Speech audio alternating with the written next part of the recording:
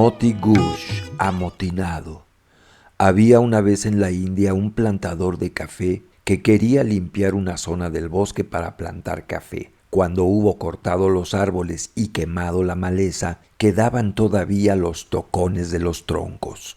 La dinamita es cara y la quema lenta. El medio ideal para arrancar los tocones es el señor de las bestias, el elefante. O bien empuja el tocón hasta sacarlo de la tierra con sus colmillos, si es que los tiene, o lo arrastra con unas cuerdas. El plantador, por lo tanto, alquiló elefantes solos, por parejas y por tríos, y empezó a trabajar. El mejor de los elefantes pertenecía al peor de todos los conductores o cornacas, y el nombre del animal era Moti Gush. Era propiedad absoluta de su cornaca, lo cual no hubiera podido ocurrir caso de que hubieran imperado las leyes nativas, porque Moti Gush era una criatura que los reyes deseaban, y su nombre traducido quería decir la perla de los elefantes. Como el gobierno británico imperaba en la tierra, Dehesa, el cornaca, gozaba de su propiedad tranquilamente. Llevaba una vida disoluta. Cuando había hecho mucho dinero gracias a la fuerza de su elefante, se emborrachaba muchísimo y le pegaba a Moti Gush con la estaca de la tienda en las tiernas uñas de sus patas. Moti Gush nunca pisoteaba hasta matar a Dehesa en esas ocasiones, porque sabía que cuando se acabara la paliza, Dehesa le abrazaría la trompa y lloraría y le llamaría su amor y su vida y el hígado de su alma y le daría un poco de alcohol. A Moti Gush le gustaba mucho el alcohol, fundamentalmente el arrak, aunque bebía licor de coco si no le ofrecían nada mejor. Entonces Dehesa se iba a dormir entre las patas de Moti Gush, y como Dehesa elegía normalmente la mitad de una carretera y Moti Gush montaba guardia sobre él y le velaba y no permitía que caballo, pie o carro pasara por allí, se producía una congestión de tráfico hasta que Dehesa tenía a bien despertarse. En el claro de la plantación no había descanso en todo el día. El salario era demasiado alto para hacerlo peligrar. Dehesa se sentaba en el cuello de Moti Gush y le daba órdenes, mientras Moti Gush arrancaba las raíces de los tocones porque poseía un par de magníficos colmillos, o tiraba del extremo de una cuerda porque tenía un magnífico par de hombros, mientras Dehesa lo espoleaba detrás de las orejas y le decía que era el rey de los elefantes. Al llegar la noche, Moti Gush mojaba sus 300 libras de alimento verde con un cuarto de galón de arrak y Dehesa lo compartía y cantaba canciones entre las patas de Moti Gush hasta que llegaba la hora de irse a la cama. Una vez a la semana, Dehesa llevaba a Moti Gush al río y Moti Gush se tumbaba de costado y voluptuosamente en los bajíos mientras Dehesa le pasaba por encima un cepillo fuerte de fibra de coco y un ladrillo. Moti Gush nunca confundía los golpes fuertes del segundo con la palmada del primero, que le indicaba que se tenía que dar la vuelta del otro lado. Entonces Dehesa le examinaba los pies y los ojos y volvía los bordes de sus poderosas orejas para ver si tenía llagas o una oftalmía incipiente. Después de la inspección, los dos volvían de la mar con una canción en los labios. Moti Gush completamente negro y brillante, haciendo oscilar en su trompa una rama de árbol cortada de 12 pies y Dehesa trenzándose su largo pelo mojado.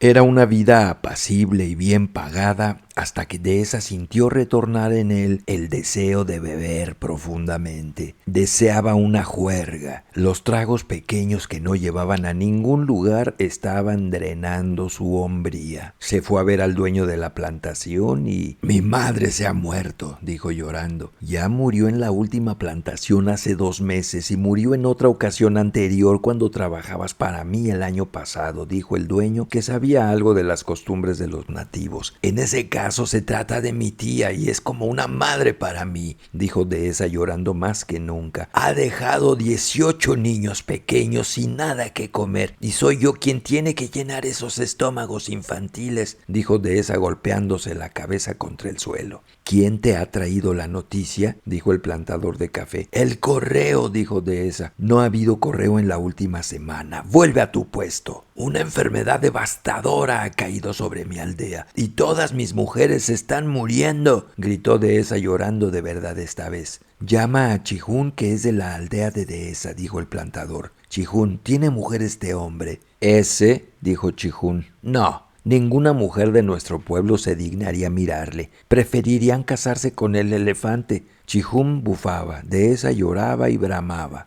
Si sigues ahí vas a tener problemas, le dijo el dueño. Vuelve a tu trabajo. Ahora voy a decir la verdad del cielo, se atragantó Dehesa con una inspiración repentina. No me he emborrachado en 2 meses. Deseo partir para emborracharme como Dios manda, bien lejos y a distancia de esta plantación celestial. Así no ocasionaré ningún problema. Una sonrisa vacilante cruzó el rostro del dueño. Dehesa, dijo, has dicho la verdad y te daría permiso ahora mismo si pudiéramos hacer algo con Moti Gush mientras tú estés fuera. Sabes que solo obedece a tus órdenes. Que la luz de los cielos viva 40 años. Yo estaré ausente solo unos 10 días. Después de eso, por mi fe y mi honor, prometo que volveré. En cuanto al considerable intervalo, tengo permiso de su graciosa autoridad nacida del cielo para llamar a Moti Gush. Se concedió el permiso y en respuesta al grito estridente de Dehesa, el señorial elefante salió de la sombra de un grupo de árboles donde se había estado cubriendo de polvo y esperando el retorno de su amo. Luz de mi corazón, protector de los borrachos, montaña de poder, acerca tu oreja,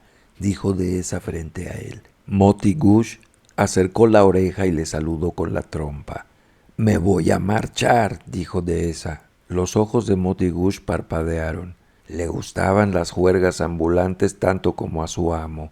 Se cogían todo tipo de cosas bonitas en la carretera en esas ocasiones. Pero tú, mi viejo cerdo, tienes que quedarte aquí a trabajar. La luz de los ojos de Moti Gush desapareció mientras trataba de aparentar que estaba encantado. Odiaba sacar los tocones en la plantación. Eso le hacía daño a los dientes. Estaré fuera 10 días, delicioso animal. Levanta tu mano para que te deje bien impreso el hecho. Y Dehesa cogió la estaca de una tienda y asestó a Moti Gush 10 golpes en las uñas. Moti Gush gruñó y se balanceó de un pie a otro. Durante 10 días, dijo Dehesa, trabajarás, desenraizarás y arrancarás tocones según te mande Chihún. Coge Chihún y acomódatelo en el cuello. Moti Gush rizó la punta de su trompa. Chihún puso el pie en ella y saltó al cuello desde allí. Dehesa le entregó a Chihún el pesado Ankus, la aguijada de hierro para los elefantes. Chihún golpeó con fuerza la cabeza calva de Moti Gush, con la misma fuerza con la que los peones camineros golpean el pavimento. Moti Gush barritó. Estate quieto, cerdo de las selvas remotas. Chihún será tu cornaca en los próximos 10 días. Y ahora dime adiós, bestia de mi corazón. Oh, mi señor, mi rey, joya de todos los elefantes creados, lirio de la manada. Conserva tu honrosa salud. Sé virtuoso. ¡Adiós! Moti Gush enrolló con su trompa a Dehesa y lo lanzó al aire 2 veces. Esa era su forma de decirle adiós.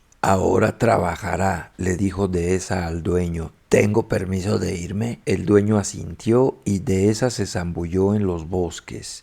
Moti Gush volvió a arrancar tocones. Chihún fue muy amable con él, pero se sentía muy desgraciado y melancólico a pesar de todo. Chihún le daba bolas de especias y le hacía cosquillas en la barbilla, y el niño pequeño de Chihún le hacía mimos cuando acababa el trabajo, y la mujer de Chihún le llamaba cariño. Pero Moti Gush era un soltero por instinto, como lo era Dehesa. No entendía las emociones domésticas, quería que volviera de nuevo la luz del universo, la borrachera y el sueño de embriaguez, las palizas salvajes y las caricias salvajes. Sin embargo, trabajaba bien y el dueño estaba maravillado. Dehesa había vagabundeado por los caminos hasta encontrar una procesión matrimonial de su propia casta y bebiendo, bailando y empinando el codo, se había apartado de toda conciencia del transcurso del tiempo. Amaneció la mañana del 11º día y Dehesa brillaba por su ausencia. Liberaron a Moti Gush de sus cuerdas para que emprendiera su tarea diaria. Él se la sacudió de encima, miró a su alrededor, se encogió de hombros y se puso a caminar hacia otro lado, como si tuviera sus propias ocupaciones en otro lugar. ¡Oh! Vuelve, gritaba Chihún, vuelve y déjame que me suba encima, montaña malnacida, vuelve, esplendor de las montañas, ornato de la India, a trabajar, o si no te golpearé en cada uno de los dedos de tu gruesa pata. Moti Gush dejó oír un sonido dulce, pero no obedeció. Chihún corrió tras él con una cuerda y lo capturó. Moti Gush echó las orejas hacia adelante y Chihún entendió lo que significaba, aunque trató de ganárselo con buenas palabras. Conmigo no te valen tus tretas, dijo. A tu trabajo, hijo del demonio. Rum, dijo Moti Gush, y eso fue todo. Eso y sus orejas echadas hacia adelante. Moti Gush se metió las manos en los bolsillos, cogió una rama de un árbol y la utilizó como mondadientes y se dedicó a pasear por el claro, mofándose de los otros elefantes que acababan de empezar a trabajar. Chihún comunicó el estado de las cosas al dueño, que salió con un látigo y lo hizo restallar furiosamente. Moti Gush tuvo la gentileza de cargar contra él casi durante un cuarto de milla para acabar arrinconándolo en la galería. A continuación se quedó en el exterior de la casa, riéndose para sí y estremeciéndose de arriba abajo con lo bien que lo estaba pasando con todo aquello, como suelen hacer los elefantes. Le azotaremos, dijo el dueño, tendrá la paliza más sonada que haya recibido elefante alguno. Dales a Kala Nag y a Nazim una cadena de 12 pies a cada uno y diles que le den 20 golpes. Kala Nag, que quiere decir serpiente negra, y Nazim eran dos de los elefantes más grandes de los que trabajaban allí, y uno de sus deberes era administrar los castigos más severos, porque no hay hombre que pueda pegar adecuadamente a un elefante. Cogieron las cadenas y las hicieron sonar con sus trompas mientras se acercaban a Moti Gush, con la intención de sacudirle entre los dos. Moti Gush no había sido nunca en su larga vida de 39 años azotado, y no tenía intención de abrirse a experiencias nuevas. Así que esperó, balanceando la cabeza de derecha a izquierda y midiendo el lugar preciso en el gordo flanco de Kala Nag donde un colmillo contundente pudiera hundirse más hondo. Kala Nag no tenía colmillos, la cadena era todo su símbolo de poder, pero tuvo el buen juicio de apartarse de Moti Gush en el último minuto y aparentar que había traído la cadena para divertirse. Nazim había vuelto a casa antes, no se sentía preparado para luchar aquella mañana, así que Moti Gush se quedó solo con las orejas bien altas. Aquello decidió al dueño a no discutir más y Moti Gush volvió a su inspección del claro. Un elefante que no quiere trabajar y que no está atado es tan manejable como una ametralladora de 80 toneladas que se suelta durante una galerna. Palmeaba las espaldas de los viejos amigos y les preguntaba si los tocones salían fácilmente. Les decía tonterías relativas al trabajo y al derecho inalienable de los elefantes a un largo descanso al mediodía. Y yendo de aquí para allá, desmoralizó completo al establo hasta la puesta de sol, en que volvió a su cercado para comer. Si no trabajas, no comes, dijo Chihún airadamente. Eres un elefante salvaje y no un animal educado en absoluto. Vuelve a tu selva. El niño moreno de Chihún, que jugaba en el suelo de la cabaña, estiró sus brazos regordetes a la inmensa sombra de la puerta. Moti Gush sabía que era lo más querido en la tierra para Chihún. Adelantó su trompa con un lazo fascinante en su extremo y el niño moreno se arrojó gritando en ella. Moti Gush se dio prisa y la levantó todo lo que pudo hasta que el chiquillo se encontró cantando con entusiasmo en el aire a unos 12 pies por encima de la cabeza de su padre. «Gran jefe», dijo Chihún, «pasteles de harina de los mejores en número de 12 y de 2 pies de ancho, empapados de ron, serán tuyos al instante, y 200 libras de caña de azúcar recién cortada además. Dígnate bajar sano y salvo a ese crío insignificante que es mi corazón y mi vida». Moti Gush depositó al niño cómodamente entre sus patas delanteras, que hubieran podido convertir en palillos la cabaña entera de Chihún, y esperó su comida. La comió y el niño pudo irse gateando. Moti Gush dormitaba y pensaba en Dehesa. Uno de los muchos misterios relacionados con los elefantes es que su inmenso cuerpo necesita mucho menos sueño que el de cualquier otro ser viviente. Son suficientes 4 o 5 horas por la noche, 2 justo antes de la medianoche recostado de un lado y 2 justo después de la 1 recostado del otro. El resto de las horas silenciosas se llena con comida, con impaciencia y con largos y retumbantes soliloquios. A medianoche, por lo tanto, Moti Gush salió de su cercado porque se le había ocurrido que Dehesa podía estar borracho en algún lugar de la oscura selva sin que nadie se ocupara de él. Así que pasó toda la noche buscándole por la maleza, resoplando, barritando y moviendo sus orejas. Bajó al río y berreó por los bajíos donde Dehesa solía lavarle, pero no hubo respuesta. No encontró a Dehesa, pero alteró a todos los elefantes del recinto y casi mata de susto a algunos gitanos de la selva. Al amanecer, Dehesa volvió a la plantación. Había estado realmente muy borracho y esperaba tener problemas por haber sobrepasado su permiso. Respiró hondo cuando vio que el búngalo y la plantación estaban todavía indemnes, porque algo sabía del temperamento de Moti Gush y se presentó con muchas reverencias y mentiras. Moti Gush había ido a su cercado a desayunar. El ejercicio que había hecho durante la noche le había despertado el hambre. «Llama a tu animal», dijo el dueño. Y Dehesa gritó en el misterioso lenguaje de los elefantes, que algunos cornacas creen que procede de China, de la época del nacimiento del mundo, cuando los